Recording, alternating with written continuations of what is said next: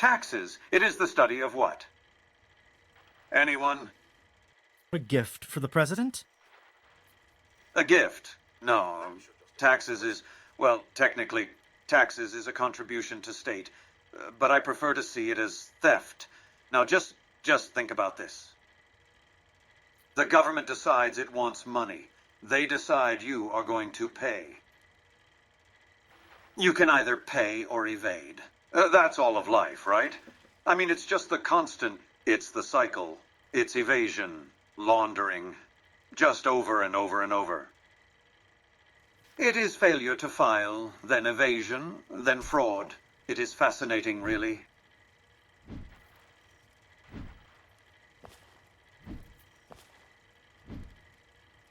Is there something wrong with your table? Okay, tax planning.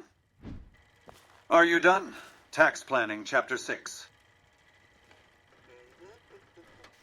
All developed and most less developed economies have a tax system that finances their governments, at least in part. The design of that tax system reflects the society's view of the responsibilities of government and of its citizens for their government.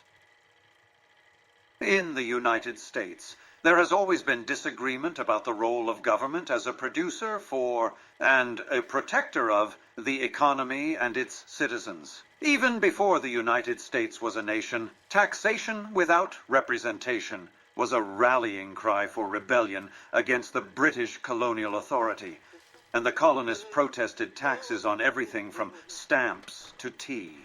The American Revolution was as much about economic democracy, the fundamental right of every individual to participate in the economy and to own the fruits of labor, as it was about political democracy.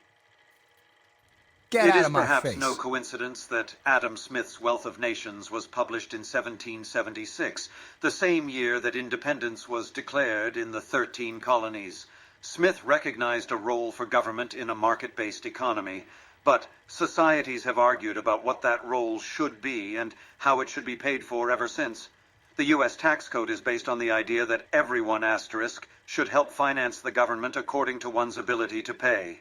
An absurd conclusion. Changes in how everyone is defined and how ability to pay is measured have led to tax law changes that keep the system evolving.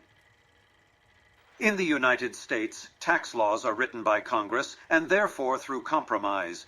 As views on government financing have changed, tax laws have been amended and refined, enacted and repealed. The result is a tax code that can seem overly complex and even unreasonable or illogical. However, the system is based on logic and has a purpose. The better you understand the elements of the tax system, the better you will understand how to live with it and plan for it to your best advantage.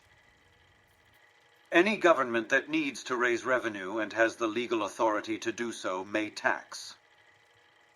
Make note of the phrase legal authority here.